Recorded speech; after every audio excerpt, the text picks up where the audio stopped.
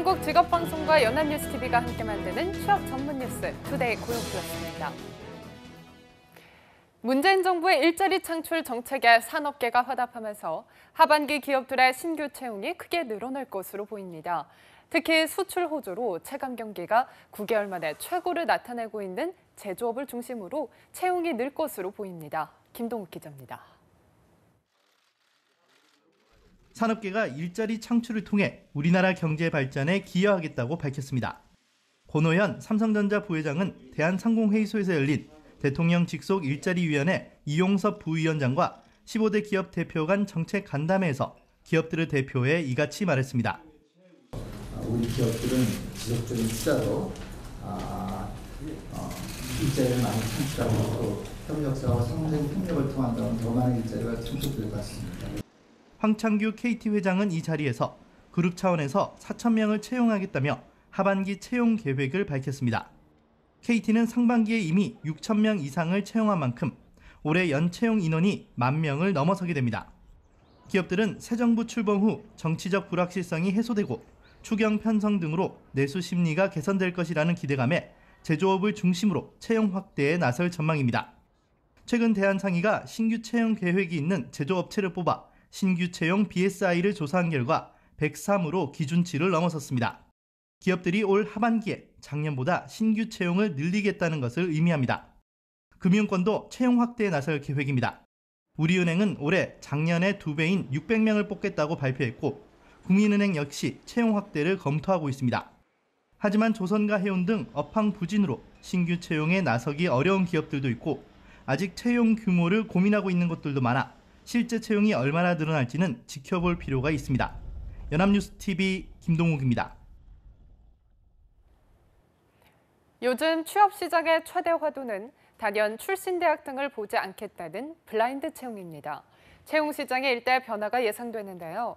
공공기관에 먼저 도입이 됐는데 긍정적인 평가 못지않게 역차별을 일으킬 거라는 부정적인 의견도 만만치 않습니다. 한지 기자입니다. 이번 달부터 전국 공공기관에 도입된 입사지원서입니다.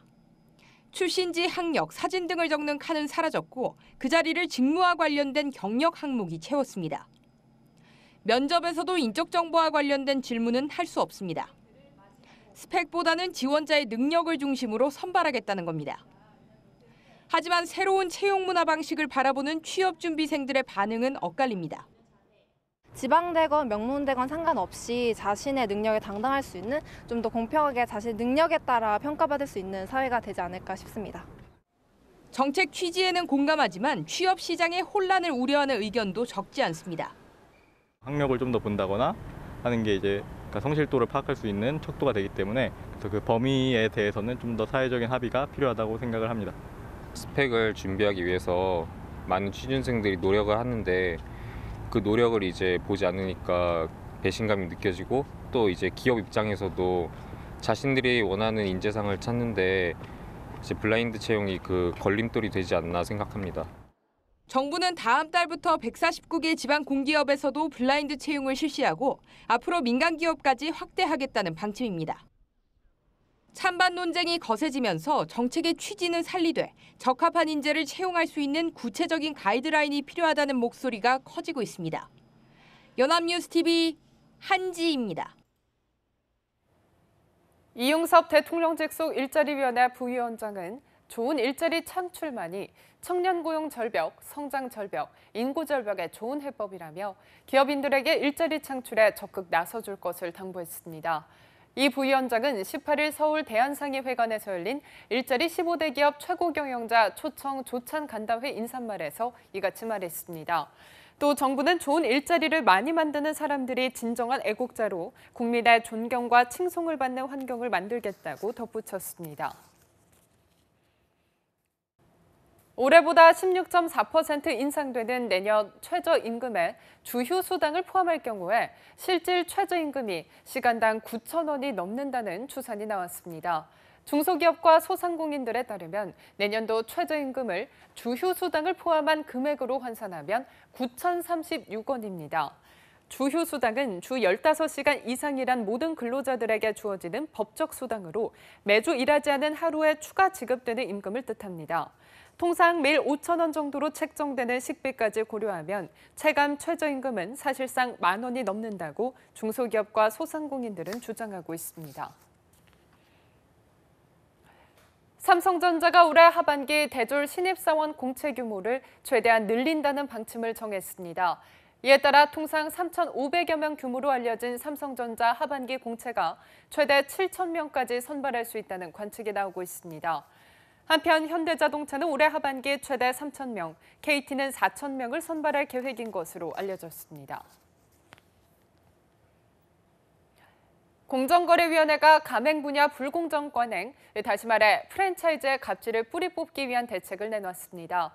공정위는 특히 본사들이 쓸데없는 물건을 필수 물품이라는 이름으로 가맹점에 강매하지는 않았는지 주요 외식업체에 대해 현장 점검에 나섭니다. 김보윤 기자입니다. 공정거래위원회가 치킨과 피자 등 외식업종 가맹본부 50곳에 대해 현장 점검에 들어갑니다. 가맹본부가 가맹점의 맛이나 품질과 관계없는 물건들을 강제로 팔아넘기며 웃돈을 챙긴 것 아닌지 살펴본다는 겁니다. 가맹 관련 정보가 너무 부족합니다. 여러 가지 불공정 거래 관행이 세상에 잘 알려지지 못하고 그것의 문제점들이 나중에 골물대로 골문 다음에나 터지는. 공정위는 이들 업체가 이런 식으로 마진을 얼마나 남겼는지 공개하고 위법 행위가 발견되면 직권조사도 나설 방침입니다. 나아가 모든 가맹본부는 가맹점에 판매하는 필수 물품의 품목명과 그 가격까지 정보 공개서에 적어야 합니다. 또 오너의 친인척 등이 운영하는 회사가 이른바 통행세를 받는다면 해당 업체명과 매출액도 상세히 공개해야 합니다. 오너의 말썽으로 애꿎은 가맹점의 매출이 줄어든다면 본사가 손해를 배상한다는 내용을 계약서에 담는 방안도 추진됩니다. 최저임금이 오르면 점주가 로열티 등을 깎아달라고 본사에 요구할 수 있도록 표준 가맹 계약서도 개정합니다. 공정위는 그동안 이러한 조치들에 대해 미적거렸다는 지적에 대해서는 고개를 숙였습니다. 김 위원장은 공정위가 할 수 있었음에도 하지 않았던 것들이 점주들의 고통을 키웠다며 민원에 대한 정보 교환을 확대하겠다고 밝혔습니다. 연합뉴스TV 김보윤입니다.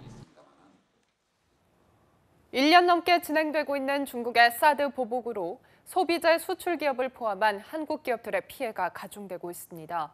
서비스 수지도 사드 보복의 직격탄을 맞았습니다. 이경태 기자입니다.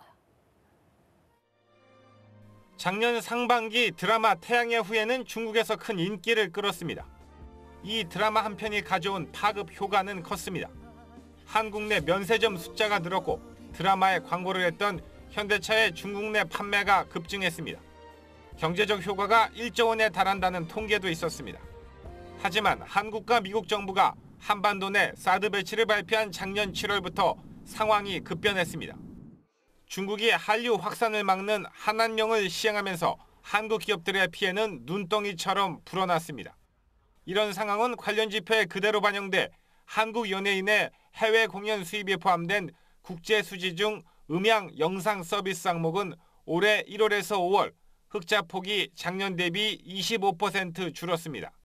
한국은행도 사드 보복 피해를 감안한 듯 올해 서비스 수지 적자 전망을 작년보다 70% 높게 잡았습니다.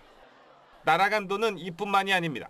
아모레퍼시픽 주가는 1년 만에 35% 떨어졌고 코스맥스와 LG생활건강도 20에서 40%까지 주가가 빠졌습니다. 엔터테인먼트인 SM과 YG엔터테인먼트, 카지노 업체인 GKL과 파라다이스 등도 힘을 쓰지 못하고 있습니다. CJCGV와 호텔신라 등 중국 소비자 10대 그룹의 시가총액에서 16조 원이 1년 사이 증발했습니다. 이 밖에 현대기아차는 작년 동월 대비 대중국 판매량이 30% 감소하며 패닉 상태입니다. 사드 보복 장기화에 대비한 판로 다변화 등의 영업 전략이 필요하다는 지적입니다. 연합뉴스TV 이경태입니다. 내년 7월부터 실직하거나 퇴직하더라도 건강보험 직장가입자 자격을 유지하며 보험료 폭탄을 피할 수 있는 기간이 3년으로 늘어납니다. 보건복지부는 1년 이상 근무한 직장에서 실직하거나 은퇴할 경우 건보 임의 계속 가입 기간을 현행 2년에서 3년으로 늘리는 건강보험법 시행령과 시행규칙 개정안을 내년 7월부터 시행한다고 밝혔습니다. 임의 계속 가입 제도는 직장에서 물러나 소득이 없는데도 건보 직장 가입자가 지역 가입자로 바뀌면서 건보료가 급증하는 문제를 해결하기 위해 도입됐습니다. 내년 7월부터 건강보험 지역가입자의 부담이 대폭 줄어듭니다. 보건복지부는 평가소득을 폐지하는 내용을 담은 국민건강보험법 시행령을 입법 예고한다고 밝혔습니다. 평가소득은 연소득 500만 원 이하 지역가입자에게 성과 연령, 재산 등으로 소득을 추정해 보험료를 적용하던 것으로 저소득층의 부담을 가중시킨다는 비판을 받아왔습니다. 앞으로 저소득층은 최저보험료만 내고 나머지는 종합과세소득을 기준으로 지역보험료를 매깁니다. 복지부는 또 배기량 1,600cc 4천만 원 미만인 소형차는 보험료를 면제하는 등 자동차 보험료를 없애거나 비중을 줄이기로 했습니다. 오는 20일 한국직업방송 신직업의 발견에서는 팝업북 지도사의 업무와 자질, 전망 등에 대해서 알려줍니다. 팝업북 지도사는 교과목이 접목된 팝업북을 활용해서 아이들의 교과목 학습, 공간 감각, 상상력 등을 향상시키는 역할을 합니다. 팝업북은 책을 펼쳤을 때 그림 조각들이 튀어나와 입체로 세워졌다가 책을 덮으면 다시 들어가는 책으로 13세기경에 처음으로 생겨났습니다. 주로 천문학이나 점성술, 인체해부학 등의 학술 자료에 많이 사용됐으며 근래에 들어 아동용과 정교한 아트로 발전했습니다. 최근에는 팝업북에 역사와 과학 등 다양한 교과목을 접목해서 학습을 돕는 역할로 진화하고 있습니다.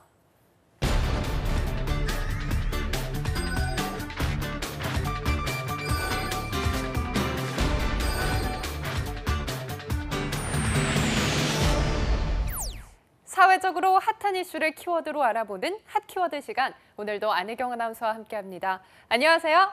안녕하세요. 핫키워드 시간입니다. 직장인들에게 주말이 오기 전에 가장 힘들게 느껴지는 요일이 바로 수요일이라고 하죠. 일주일은 시작은 했는데 주말은 너무 멀게 느껴지고 그러다 보니 업무 효율도 오르지 않고 무기력해질 일수인데요. 이러다 보니 일부 기업 중에는 수요일을 가정의 날로 정하고 반드시 정시 퇴근을 하도록 규정한 곳도 있습니다. 맞아요. 그런데 수요일 정시 퇴근 제도가 정해지면 가족과 함께하는 시간이 많아져서도 좋겠지만 주중에 잠시라도 재충전의 시간을 가질 수 있으니까 참 좋은 것 같은데요. 그렇습니다. 이렇게 수요일이 가정의 날로 지정된 이유는 가족들을 위해서이기도 하지만요. 이렇게라도 하지 않으면 지나친 야근이 계속되면서 극심한 피로, 무기력증 등의 증상이 나타나기 때문인데요. 이러한 증상을 심리학적 용어로는 번아웃 증후군이라고도 합니다. 맞아요. 과도한 업무에 시달린 적이 있는 사람이라면 누구나 한 번쯤 번아웃 증후군에 대해서 들어봤을 것 같아요. 그래도 모르시는 분들을 위해서 한 번 더 설명 부탁드려요. 네, 번아웃 증후군이란 한 가지 일에만 몰두하던 사람이 신체적, 정신적인 극도의 피로감으로 인해서 무기력증이 생기고 자기 혐오, 직무 거부 등에 빠지는 증상을 말하는 건데요. 심한 경우에는 수면장애나 우울증, 또 심리적 회피와 같은 질병까지 유발한다고 합니다. 네, 그렇다면 모두 불타서 없어진다라는 뜻의 번아웃에서 유래된 말이겠네요. 맞습니다. 그래서 소진 증후군, 연소 증후군, 탈진 증후군이라고도 하는데요. 번아웃 증후군이란 뜻은 미국의 정신분석가 프로이덴버거가 상담가들의 소진이라는 논문에서 약물 중독자들을 상담하는 이 전문가들의 무기력함을 설명하기 위해서 소진이라는 용어를 사용한 것에서 유래합니다. 특히 번아웃 증후군은 개인의 문제뿐만 아니라 가정, 직장, 그리고 사회에까지 영향을 미쳐서 이 직장인들의 가장 큰 업무 방해 요인이자 이 사회적인 문제로도 인식되고 있죠. 네, 그렇다면 우리나라에도 이 번아웃 증후군을 경험한 직장인들이 많은 편인가요? 어때요? 네, 실제로 이 취업 포털 사람인이 직장인 1,032명을 대상으로 이 번아웃 증후군 경험 여부를 조사한 결과가 있는데요. 이 결과를 들으시면 놀라실 수도 있습니다. 조사에 응한 직장인 중 무려 88.6%가 번아웃 증후군을 경험한 적이 있다라고 답한 건데요. 다시 말해서 직장인 10명 중에 약 9명이 과도한 업무로 인해서 신체적, 정신적 문제를 경험했다는 뜻이 됩니다. 네, 거의 모든 직장인들이 번아웃 증후군을 경험했다고 생각하면 또 생각보다 훨씬 많은 수치인데요. 직급에 따라서 그 정도도 달라지나요? 그렇지는 않습니다. 직급별로 번아웃을 느낀 응답률을 살펴봤더니 대리급이 94.6%로 번아웃을 경험한 적이 가장 많다고 응답했고요. 뒤이어서 과장급이 90.2%, 사원이 86.3%, 부장이 85.2%로 대부분의 직급에서도 골고루 높은 응답률을 보인 것으로 나타났습니다. 임원급에서도 10명 중 7명이 번아웃 증후군을 겪었다고도 답했습니다. 네, 정말 직급과는 상관없이 대부분의 직장인에게 해당하는 것처럼 보이네요. 그렇다면 번아웃 증후군을 경험하게 되는 이유는 역시 우리나라의 과도한 야근 문화 때문인가요? 네, 저도 그렇게 생각을 했는데요. 1위로 뽑힌 건 전혀 다른 이유였습니다. 복수 응답으로 이루어진 설문조사에서 번아웃 증상이 나타나는 이유를 살펴봤더니요. 65.3%를 차지한 체계적이지 못한 업무 진행이 1위를 차지한 겁니다. 아, 그래요? 1위가 예상 밖의 내용이기는 했지만 듣고 보니 이해가 되는 것 같습니다. 체계적이지 못하면 그만큼 의미 없이 해야 할 업무가 많아지다 보니 스트레스만 쌓여가고 일은 해결이 안 된다는 거잖아요. 그렇습니다.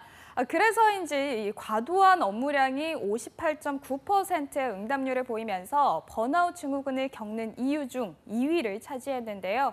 이 밖에도 32.9%를 차지한 업무 관련 커뮤니케이션이 어려울 때, 또 31.8%를 차지한 갑을 많이 응대할 때, 31.5%를 차지한 업무 성과를 인정받지 못할 때가 번아웃 증상을 겪는 이유로 뽑혔습니다. 네, 지금 이유를 살펴보니까요. 주로 자신의 능력이 성과 없이 소진되고 있다고 생각할 때 번아웃 증상을 많이 겪는 것 같은데요.